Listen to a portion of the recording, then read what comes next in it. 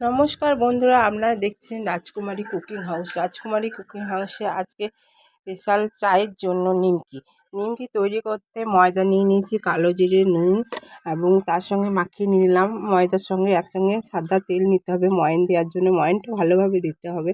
ময়ান ভালো না হলে পরে নিমকিটা খাস্তা হয় না, মুচমুচে হয় না।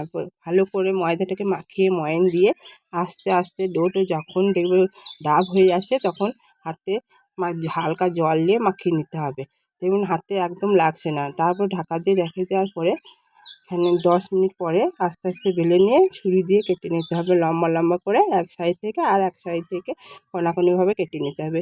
এবার ওইদিকে কড়াইতে তেল গরম হচ্ছিলো। কাটার পরে এক একটা করে তুলে আমি কড়াইতে দেওয়ার পরে নিমকিগুলো খড়া খড়া করে ভেজে তুলে নিতে হবে। এইভাবে ভেজে তুলে নেবেন, আপনারা দেখবেন চায়ের সঙ্গে খেতে খুব সুন্দর হয়। নিমকিটা খুব মুচমুচে হয়েছে। এইভাবে নিমকি তৈরি করে দেখবেন।